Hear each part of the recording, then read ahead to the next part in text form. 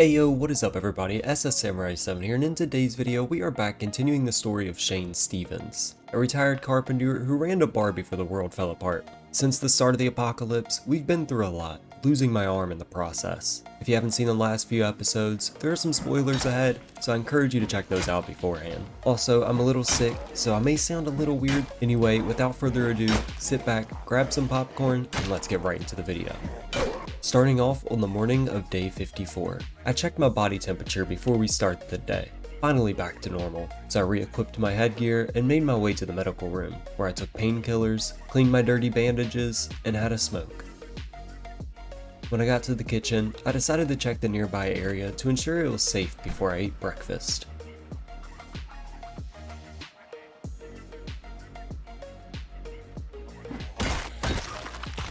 On my way back in, I went ahead and filled the water cooler as much as I could, then I opened my map to figure out where I wanted to go. In the last video, we searched the street south of the school, so to continue ensuring the surrounding area was safe, I wanted to loot the last few houses around the school. And good thing I did, because I ran into a herd right up the street.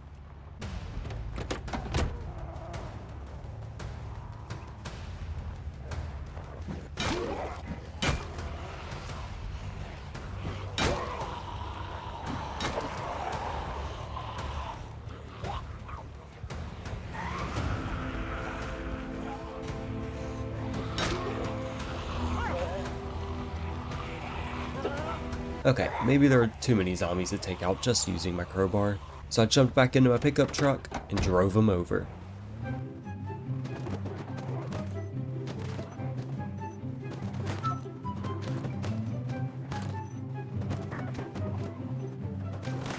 Yeah, that was a lot easier.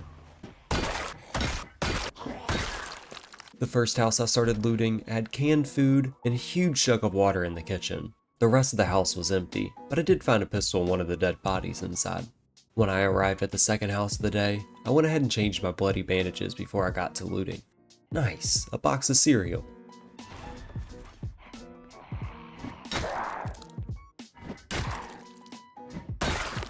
That was rude.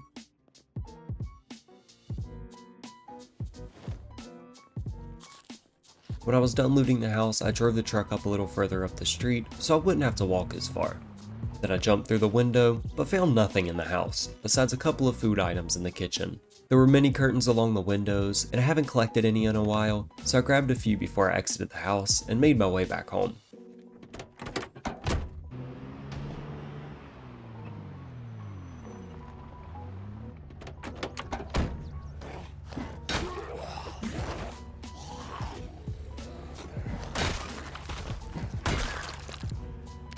Ah crap, got a scratch on my foot.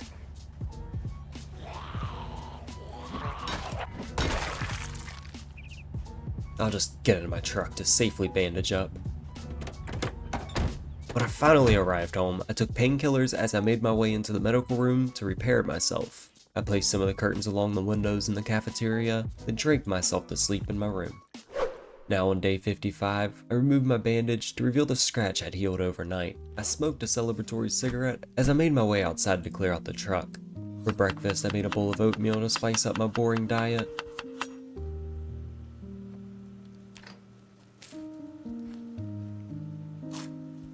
I wanted to make another door in the library here so I can have another way to access the room, but when I tried to equip my sledgehammer, I was unable to hold it with only one hand.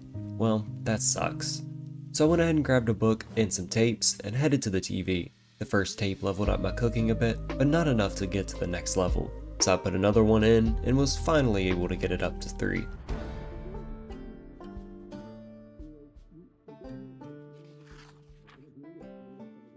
Afterwards, I went to check up on my crops outside, and they're still doing well. Hopefully I'll be able to harvest them soon. Like usual, once I was done, I went around the yard searching for anything I could find. Twigs and a stone were all I was able to come away with. For dinner, I prepared a stir fry. Well, it's more of an omelet, but whatever. While it cooked, I took the time for a smoke and to take some painkillers, and when I finished eating, I headed to my room for the night. Day 56, I started with a salad for breakfast. Gotta use these radishes before they spoil. When I finished up, I checked on my mechanics at my truck before heading out, and the hood condition was starting to deteriorate, and my mechanic skill still needs to be higher before I can repair it. so it's gonna have to stay like this for now. The last few houses we need to search are all in this street, so let's head over.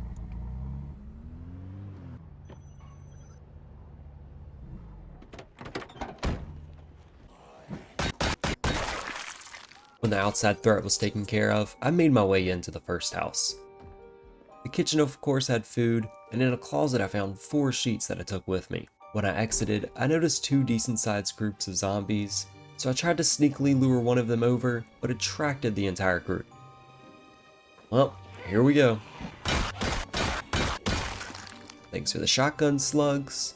I wanted to give myself a break before I took on another group, so I started looting the house.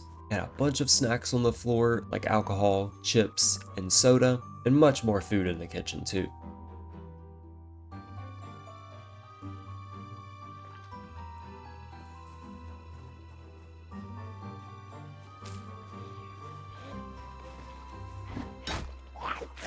Ah, crap. Luckily it didn't get me.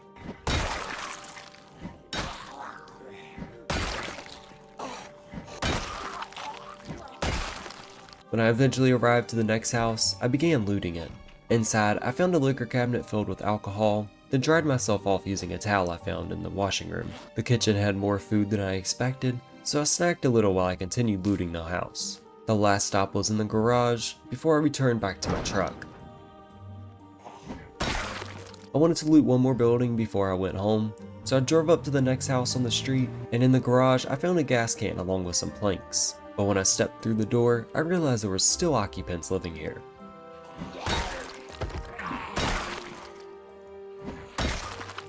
I found a flashlight to replace mine in the closet.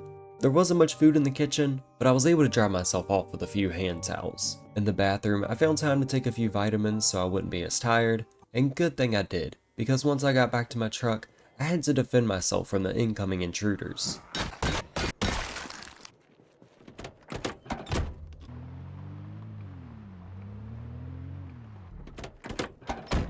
When I was finally back at the school, I just wanted to get in bed, but I knew the generator was going to be empty, so I filled it up before heading that way.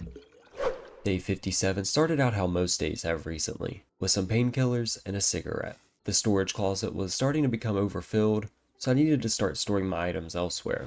Luckily, we still had tons more space for more food, but we're going to need to put the loot we start finding in the office for now. And while I was in here, I used more of the curtains I found earlier on the windows, and ended up making my way all the way into the lunchroom. They're always getting in. When I eventually finished clearing out the truck, I filled up my canteen using toilet water. Yummy. Once they're all empty, I'm going to come in with my welding torch to destroy them all. Maybe I'll make this room into a storage room and connect it to the other bathroom from the teacher's lounge. I think I mentioned this in a previous video, but y'all tell me what you think down below in the comments. For dinner, I used a cooking pot I found yesterday to prepare a stew, and while it heated on the stove, I smoked a cigarette and read up on First Aid Volume 1. After I indulged in the egg, black bean, and beet stew, I drank red wine to wash it down before heading off to sleep. Before I ended this episode, I wanted to finish clearing up the street from earlier, since only a few houses remained. So after I ate breakfast and cleared out a few roamers, I jumped in my truck and headed over. When I got there, the other herd I had noticed a few days back was still lingering around, and since the hood of my truck was starting to get a little low, and Shane's mechanic skill wasn't quite high enough to repair it yet, I decided to fight them in hand-to-hand combat. But after incurring so many injuries over the past few months, Shane finally received a wound that he couldn't recover from. Thank you all so much for the support on Shane's journey, and I promise, if you saw my community post a few days back, I was not trying to spoil anything. I posted it literally a day before I died, and I didn't want to delete it afterwards to make anything suspicious. So if you saw that, I'm sorry. But if you didn't see that post and have a recommendation on what the challenge for my next run should be, comment it down below. Anyway, thank you all for watching, and if you're not yet subscribed, consider doing so. It's quick to do and really helps out the channel.